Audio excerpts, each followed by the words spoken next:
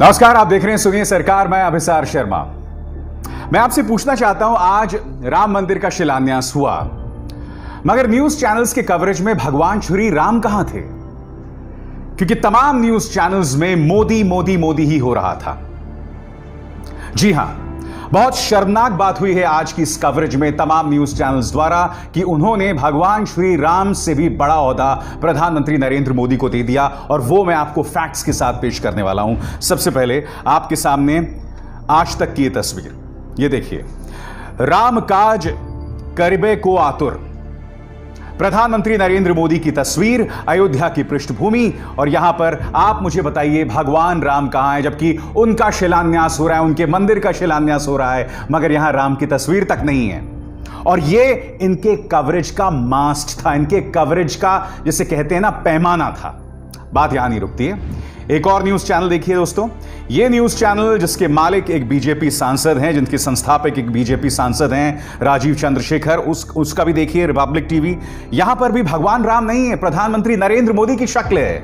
मैं दरअसल इसी चीज का इंतजार कर रहा था। मैं देखना चाहता था कि क्या वाकई हमारे न्यूज चैनल्स के मन में भगवान राम के प्रति आस्था है, या कहीं ना कहीं इस कवरेज को भी भारतीय जनता पार्टी की साख बढ़ाने के लिए किया गया। और अब मैं आपके सामने एक और तस्वीर पेश करना चाहता हूं जो अपने आप में बहुत शर्मनाक है। यह तस्वीर देखिए, भारतीय जनता पार्टी के एक नेता ने प्रस्तुत की है। राम मंदिर की तरफ प्रधानमंत्री नरेंद्र मोदी राम की उंगली पकड़कर उन्हें ले जा रहे हैं। इस तस्वीर में कई चीजें जिस पर आपको गौर करना पड़ेगा। सबसे पहली बात, प्रधानमंत्री नरेंद्र मोदी का कद भगवान राम से कहीं ज्यादा है। उन्होंने भगवान राम की उंगली पकड़ी हुई है और उन्हें आगे ले जा रहे हैं। खुद प्रधानमंत्री भगवान राम के आगे चल रहे हैं। आज मैं इस बीजेपी नेता से पूछना चाहता हूं, तुम ये तस्वीर पेश करके, प्रस्तुत करके, तुम आखिर क्या साबित करना चाहते हो? कि क्या प्रधानमंत्री नरेंद्र मोदी का दर्जा भगवान राम से ऊंचा है? मैं जानता हूं तुम क्या तर्क दोगे कि ये राम लला हैं, इसलिए उनकी उंगली पकड़कर प्रधानमंत्री नरेंद्र मोदी ले जा रहे हैं, चाहे वो राम लला ही क्यों ना हो। क्या कोई प्रधानमंत्री रामलला की उंगली पकड़ के ले जा सकता है? कल्पना कीजिए इनकी जगह पर, इस तस्वीर की जगह राहुल गांधी होते, अरविंद केजरीवाल होते, अखिलेश यादव होते, तो आप लोग क्या करते? और अगर रामलला को ही दिखाना था, यानी कि अगर आप ये कह रहे हैं कि हमने राम की तस्वीर प्रधानमंत्री से कम इसलिए की क्योंकि वो रामलला है, तो प्रधानमंत्री नरेंद्र मोदी की गोदी में रख देते। क्योंकि रामलला तो एक नवजात शिशु है ना, बिल्कुल एक जो बच्चा पैदा हुआ है, तभी तो राम जन्मभूमि है। तो प्रधानमंत्री नरेंद्र मोदी की गोदी में ही रख देते रामलला को। आप वो तमाम लक्ष्मण रेखाएं पार कर रहे हैं, रामायण की तमाम लक्ष्मण रेखाएं पार कर रहे हैं। यहां आपने भगवान राम से ऊंचा दर्जा प्रधानमंत्री नरेंद्र मोदी को दे दिया। आज मैं ये जो तर्क आपके सामने रख रहा हूं, वो सिर्फ और सिर्फ इन तस्वीरों के आधार पर है। ये तस्वीरें जो साबित कर रही हैं कि भारतीय जनता पार्टी का राम प्रेम सिर्फ राजनीतिक है, और इससे पहले जो मैं अपने तमाम कार्यक्रम करता रहा हूं वो मैं आपके सामने पेश करता रहा हूं। और क्या आप जानते हैं सबसे शर्मनाक बात, एक न्यूज चैनल जिसका मैंने अभी जिक्र किया, उनकी एक महिला रिपोर्टर हैं, वो लाइव में क्या बोल रही थी?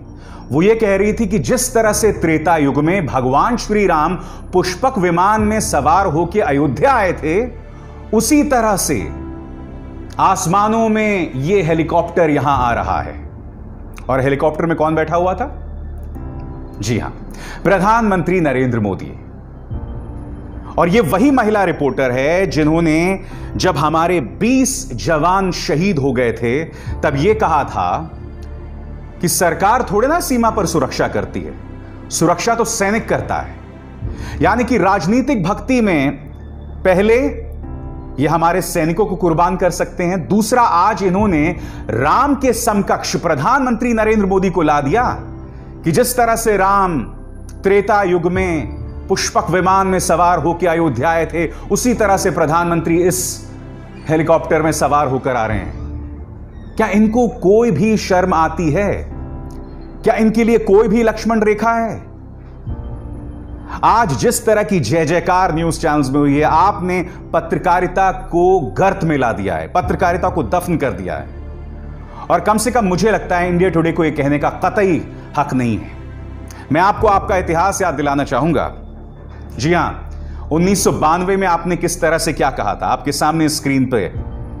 जब बाबरी गिराया गया था, नेशंस शेम, राष्ट्र की शर्म, यह इंडिया टुडे ने कहा था अपनी कवरेज में। और आज आप क्या कह रहे हैं? उस वक्त चूंकि भारतीय जनता पार्टी का इतना दबदबा नहीं था, तब आपने इसे राष्ट्र की शर्म बता दिया, और आज आप जय जयकार कर रहे हैं। और अगर राम की भी जय जयकार कर रहे होते तो मुझे बात समझ आती। आप एक पार्टी विशेष की जय जयकार कर रहे हैं, और कुछ लोग मौके पर चौका लगाना नहीं भूलते। आपके स्क्रीन पर यह है स्वामी रामदेव, आज मौजूद थे राम जन्मभूमि शिलान्यास पर। कह रहे हैं कि राम जन्मभूमि पर अयोध्या में पातंजलि जो है एक गुरुकुल की स्थापना करेगी, जहां पर लोगों को वैदिक शिक्षा दी जाएगी। यानी कि यहां पर भी व्यवसाय का, बिजनेस का अवसर ढूंढ ही लिया रामदेव ने। आज राम मंदिर शिलान्यास पे जो अपने विचार मैं आपके सामने रख रहा हूं, वो एक पत्रकार होने के नाते रख रहा हूं। मैं जय श्री राम के नारे नहीं लगाने वाला हूं, जय सिया राम के नारे नहीं लगाने वाला हूं। वो मैं काम कर चुका हूं जब मैं विद्यार्थी था, जब वैचारिक तौर पर मैं इस विचार से जुड़ा हुआ था। आज एक पत्रकार होने के नाते मैं आपके सामने इसको लेकर जो तमाम बातें सामने उभर कर आई हैं शिलान्यास के दौरान, वो मैं आपके सामने रख रहा हूं। आज देश ने प्रधानमंत्री नरेंद्र मोदी और आरएसएस प्रमुख मोहन भागवत की भी बातें सुनी, और वो भी मैं आपके सामने बताना चाहता हूं। अपने भाषण में प्रधानमंत्री नरेंद्र मोदी ने स्वतंत्रता आंदोलन की तुलना राम मंदिर आंदोलन से कर डाली। उन्होंने क्या कहा, पहले आप सुनिए, फिर मैं इसकी व्याख्या करना चाहूंगा। सुनिए। 15 अगस्त का दिन उस अथाह तप का, लाखों बलिदानों का प्रतीक है। स्वतंत्रता की उस उत्कंठ इच्छा, उस भावना का प्रतीक है। ठीक उसी तरह राम मंदिर के लिए कई कई सदियों तक, कई कई पीढ़ियों ने अखंड, अविरत, एक निष्ठ प्रयास किया है। मोदी जी, मैं आपको एक बात बताना चाहता हूं। जब स्वतंत्रता संग्राम लड़ा गया था ना, तो सारे धर्म एक साथ एकजुट होकर अंग्रेजों का मुकाबला कर रहे थे। 1857 के बाद से हम सब एक साथ थे, क्या हिंदू, क्या मुसलमान, क्या सिख, क्या ईसाई। हाँ, यह बात अलग है कि भारत छोड़ो आंदोलन में आरएसएस ने भाग नहीं लिया था और उन्होंने अंग्रेजों का साथ दिया था। सावरकर, जिन्हें वीर कहा जाता है, उस सावरकर ने घुटने टेके थे अंग्रेजों के सामने, वो बात अलग है, जिनका वैचारिक नाता आपके साथ रहा होगा। मगर जो आप ये बात कह रहे हैं, जिसमें आपने तुलना की राम मंदिर आंदोलन से, यह अपने आप में बहुत गैर वाजिब है, और मैं आपको बताना चाहता हूं क्यों। 1980 से पहले राम मंदिर आंदोलन क्या रहा, मैं उस पर टिप्पणी नहीं करना चाहूंगा, मगर मैं 80 से लेके अब तक उसकी मैं आपके सामने बात करना चाहूंगा, क्योंकि आपने स्वतंत्रता संग्राम से उसकी तुलना की। स्वतंत्रता संग्राम एकता का परिचय थी, हमारी ताकत की परिचय थी, हमारे साहस, हमारे अहिंसा की परिचय थी, एक तरह से प्रतिनिधित्व कर रही थी, उसका चेहरा थी। मैं आपको बताना चाहता हूं कि 80 से लेकर बाद में राम मंदिर आंदोलन का क्या हाल हो गया। 80 के दशक में कांग्रेस की सरकार जो उस वक्त थी, उन्होंने जो है शाहबानों के साथ नाइंसाफी की थी, और कांग्रेस पर लगातार यह आरोप लगता रहा कि वो मुस्लिमों का तुष्टिकरण कर रही है। यानी कि जिस तरह का सूडो सेक्युलरिज्म का खेल उस वक्त कांग्रेस खेलती थी, ठीक है। और जब उसको लेकर राजीव गांधी की आलोचना हुई, तो राजीव गांधी ने दो काम किए। पहला काम राजीव गांधी ने यह किया कि राम मंदिर के कपाट खोल दिए, यह श्रेय जाना चाहिए राजीव गांधी को। और दूसरी बात, रामानंद सागर के जरिए रामायण का प्रसारण दूरदर्शन में हुआ, ठीक है। यानी कि राजनीति के चलते राम का इस्तेमाल यहां से शुरू हुआ। अब दूसरी बात पे आते हैं मोदी जी। दूसरी बात यह कि क्या आप जानते हैं कि राम रथ यात्रा जो आडवाणी जी ने शुरू की थी, वो कोई राम के प्रति स्नेह के चलते नहीं की थी। उसका सिर्फ एक कारण था, क्योंकि वीपी सिंह मंडल कमीशन लेकर आए थे, और मंडल कमीशन का विरोध भारतीय जनता पार्टी कर रही थी। खुलकर नहीं कह सकती थी, क्योंकि सारे जो ओबीसी वोट बैंक है वो उनसे छिटक जाता, लिहाजा उन्होंने राम रथ यात्रा शुरू कर दी। वो राम रथ यात्रा जिसके चलते बाद में जाके उन्होंने समर्थन खींच लिया विश्वनाथ प्रताप सिंह सरकार से। और जो राम रथ यात्रा शुरू हुई, मैं आपको बतलाना चाहूंगा, जो 1990 से शुरू हुई 1993 तक कम से कम 3000 लोग मारे गए। जी हां, आज जब आप राम आंदोलन या राम मंदिर आंदोलन की तुलना अहिंसा से कर रहे थे, जब आप उसकी तुलना महात्मा गांधी से कर रहे थे, तो आपको इन बातों पर भी ध्यान रखना होगा। प्रधानमंत्री ने एक और बात कही। प्रधानमंत्री ने यह भी कहा कि कहीं ना कहीं राम विविधता में एकता के प्रतीक हैं और गांधी जी ने भी इसकी अहमियत समझी। सुनिए क्या कह रहे हैं वो।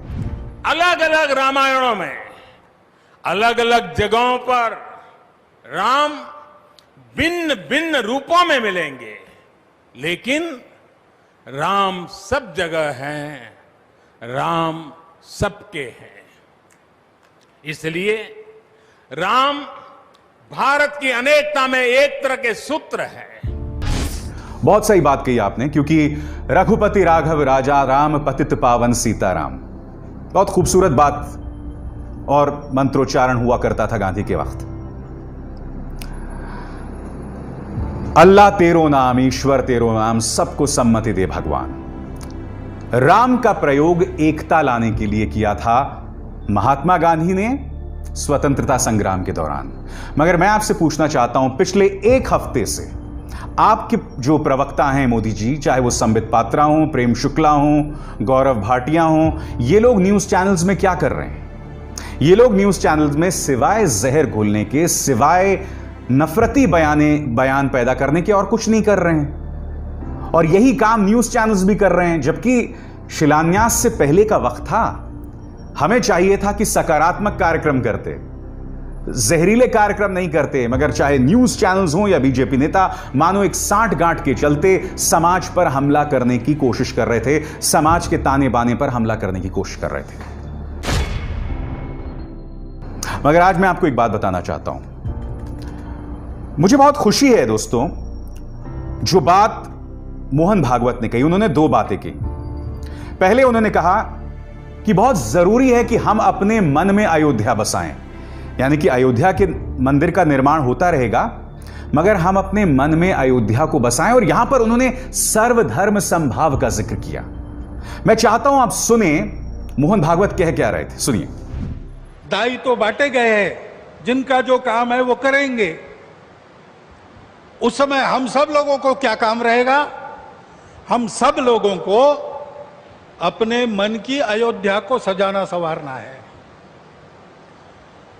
इस भव्य कार्य के लिए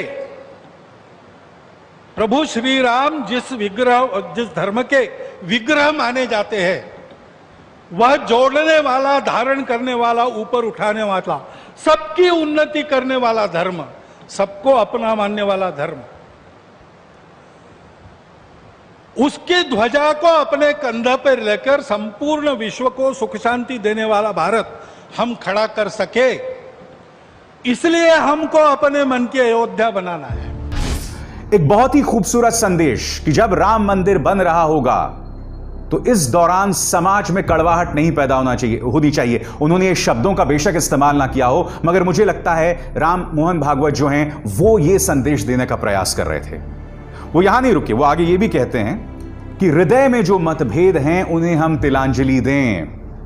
जी हां, क्योंकि हो क्या रहा है दोस्तों, जैसे ही राम मंदिर शिलान्यास पास आने लगा, वैसे ही भारतीय जनता पार्टी के नेताओं के कड़वे बयान सामने उभर कर आने लगे। यही नहीं, असदुद्दीन ओवैसी और कई जो मुस्लिम संगठन हैं वो भी सक्रिय हो गए।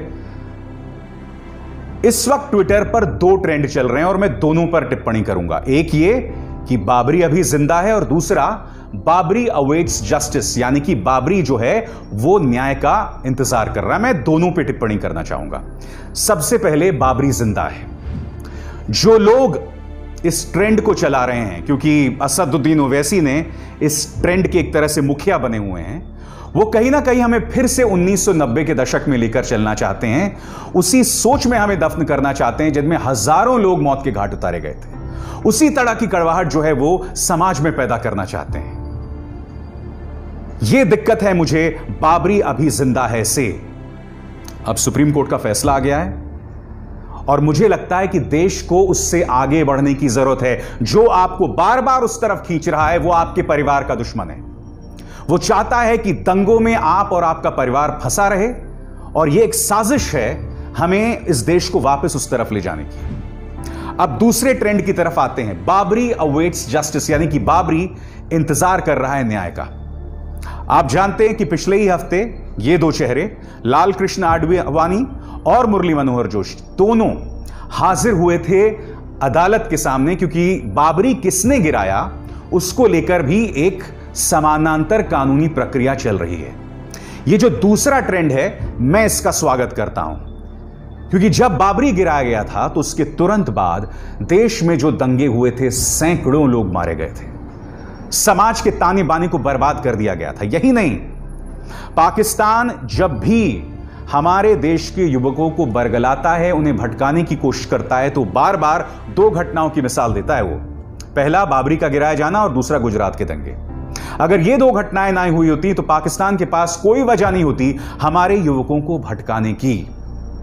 इसलिए ये जो दूसरा ट्रेंड है कि बाबरी अवेट्स जस्टिस, मैं इसका स्वागत करता हूं। मैं ये पूरी उम्मीद करता हूं कि आने वाले दिनों में ये कानूनी प्रक्रिया पूरी होगी, जो शायद 31 अगस्त तक जारी है, और फिर इंसाफ होगा। जो लोग जिम्मेदार थे बाबरी के गिराए जाने को लेकर, उन्हें कटघरे में खड़ा किया जाएगा और उन्हें सजा भी दी जाएगी। मगर अवसरवादियों से बचिए। जो लोग राम का नाम इस्तेमाल करते हैं सियासत के लिए, उनसे बचिए। जो लोग राम का नाम इस्तेमाल करते हैं हमारे समाज के अंदर जहर घोलने के लिए, उनसे बचिए। जी हां, कांग्रेस बेचारी, उसे भी नहीं समझ आ रहा वो क्या करे। वो अचानक राम भक्त बन गई है। राहुल गांधी का संदेश आपके स्क्रीन पर। मर्यादा पुरुषोत्तम भगवान राम सर्वोत्तम मानवीय गुणों का स्वरूप हैं। वे हमारे मन की गहराइयों में बसी मानवता की मूल भावना हैं। राम प्रेम है, वे कभी घृणा में प्रकट नहीं हो सकते। राम करुणा है, वे कभी क्रूरता में प्रकट नहीं हो सकते। राम न्याय हैं, वे कभी अन्याय में प्रकट नहीं हो सकते। मुझे ये जो संदेश है राहुल गांधी का, इसके ये दो धारी लगता है। एक तरफ तो कहीं ना कहीं कांग्रेस ये कोशिश कर रही है कि राम की जो विरासत है, क्योंकि आप जानते हैं कि कपाट खोलने का काम राहुल के पिता राजीव गांधी ने किया था, मगर इसके जरिए राहुल गांधी कहीं ना कहीं तंज भी कस रहे हैं भारतीय जनता पार्टी की राजनीति पर। इसके जरिए वो संदेश भी दे रहे हैं कि राम प्रेम है, वे कभी घृणा में प्रकट नहीं हो सकते। राम करुणा है, वे कभी क्रूरता में प्रकट नहीं हो सकते। क्योंकि आप जानते हैं कि पिछले कुछ अरसे से भारतीय जनता पार्टी की जो बांटने वाली सियासत है, उस पर राहुल गांधी हमला करते रहे हैं। मगर मैं ये भी मानने को नहीं तैयार हूं कि अचानक जो राम भक्ति बन गई है या बढ़ गई है कांग्रेस में, तो राम के प्रति उनका कोई बहुत बड़ा लगाव है। खैर, सुनिए, सरकार में बस इतना ही। मेरी आप सबसे अपील कि इस कार्यक्रम को ज्यादा से ज्यादा लोगों तक पहुंचाएं, इसे लाइक करें, शेयर करें और HW न्यूज को सब्सक्राइब करें। अभिसार शर्मा को दीजिए इजाजत। नमस्कार। अब खबरें पाइए सबसे पहले हमारे मोबाइल न्यूज एप्लीकेशन पर। एंड्रॉइड या iOS प्लेटफॉर्म पर जाइए, HW न्यूज नेटवर्क को सर्च कीजिए, डाउनलोड कीजिए और अपनी सुविधानुसार भाषा का चयन कीजिए। खबरों की भीड़ में अपने काम की खबर पाते रहिए।